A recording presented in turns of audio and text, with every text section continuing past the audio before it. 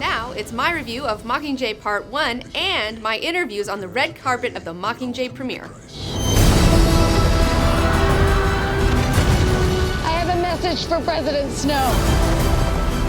If we burn, you burn with us!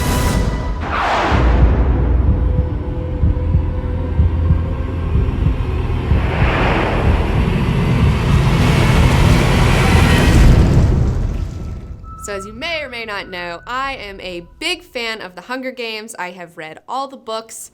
We've done a number of videos on the subject. We've done top changes from book to movie for both Hunger Games and Catching Fire, as well as a 45-minute documentary on Catching Fire. And now, finally, we're getting Mockingjay Part 1.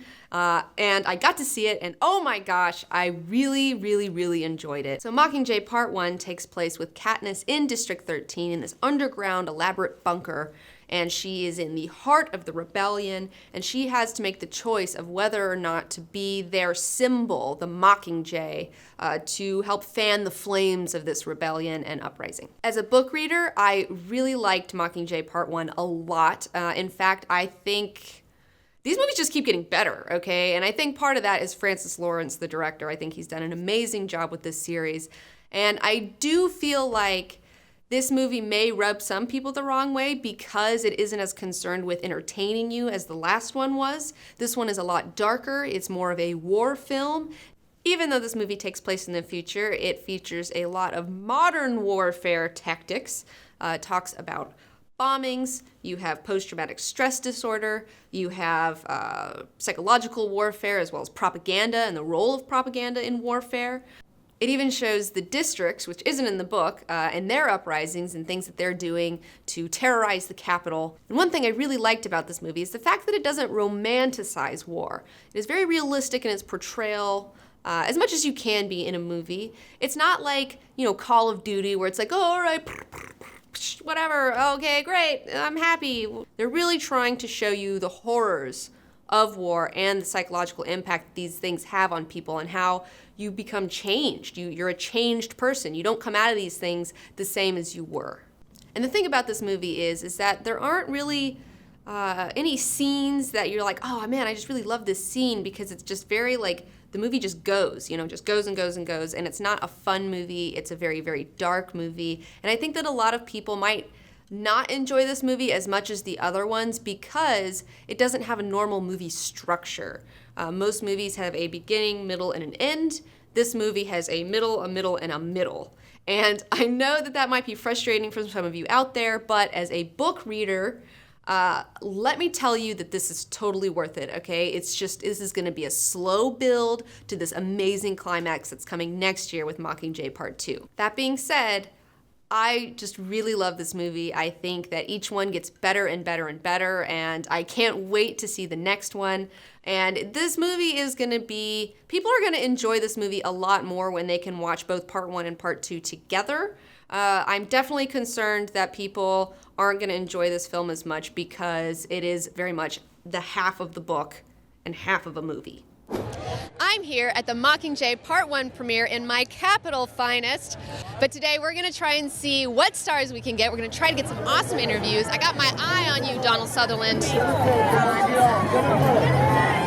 What is it about the Hunger Games series you think that has struck such a chord with audiences around the world? Well, I think that the stories are important stories in that they talk about political themes, social themes that are relevant in the world. But at the same time, the essence of these stories is friendship, loyalty, family, love, and colorful hair. The Hunger Games series presents a culture in decline akin to the fall of the Roman Empire, which seems highly relevant to our society today. Are you optimistic about our future? Do you feel like the Hunger Games is a warning or more of a mirror?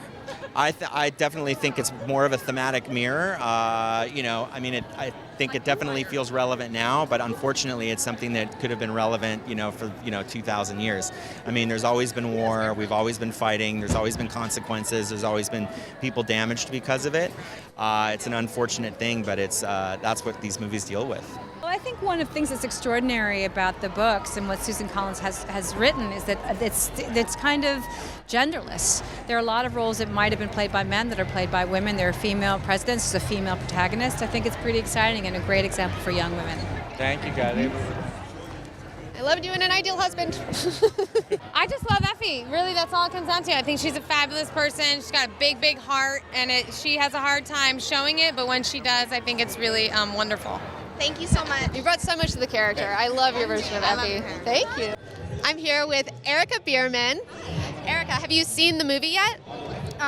No, but I'm really excited. Also, do you watch YouTube videos?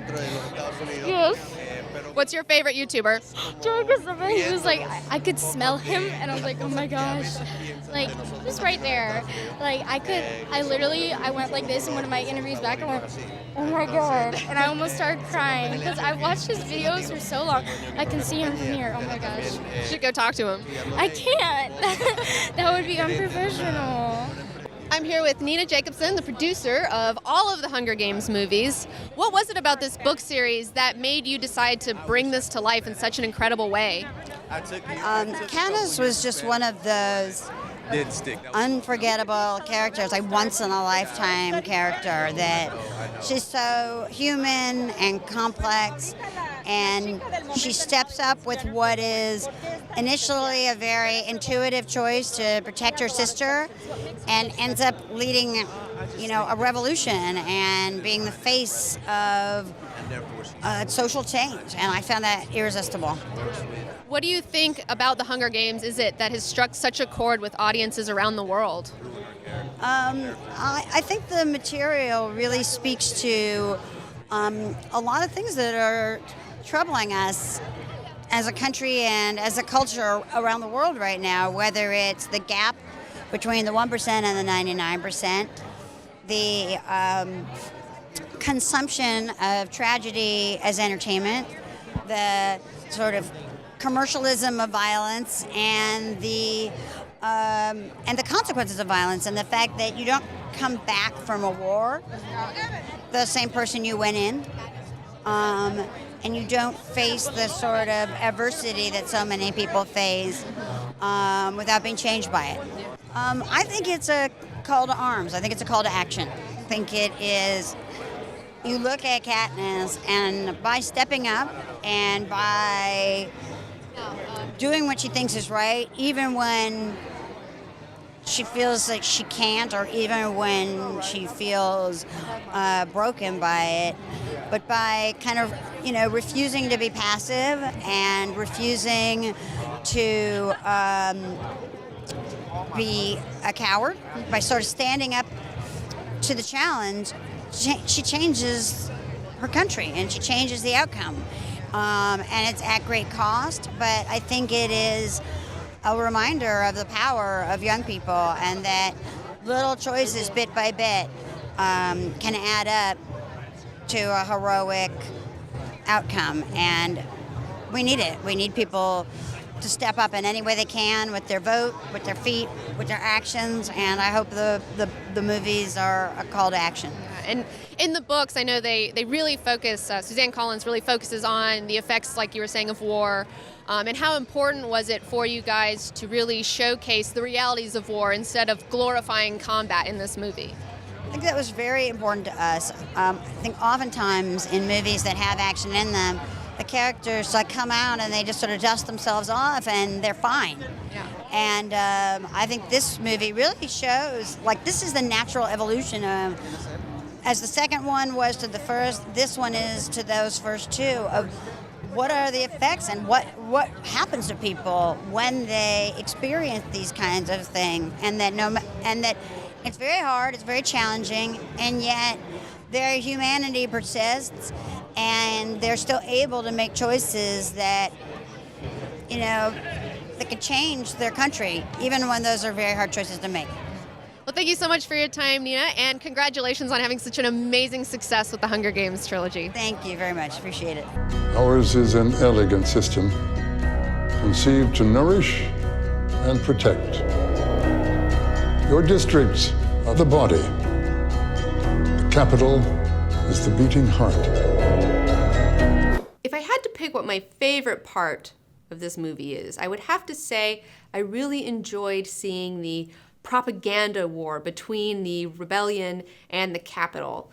This movie does a great job of showing the role of propaganda in warfare and how you see, you know, the rebels put up their thing and then the Capitol has their thing, and it's this little tete-a-tete back and forth, and it's just so interesting because you never really see this side of warfare. You really don't realize that this is something that goes on like all the time. And this movie does a really great job of showing you how leaders use propaganda to manipulate the masses for their own ends, good or bad. And this movie does a really excellent job of showing you that as a civilian, you really don't know what's going on because all of the information that is being fed to you is being spun, manipulated. It's versions of the truth, half-truths, whatever they are. It's not the whole truth. It's like, just don't put all your faith in what you read on Facebook, what you see on the news, on TV, or on what you read on blogs. So that's it for today, and I want to let everybody know that we are almost done with our calendar. We're at the very last 10%.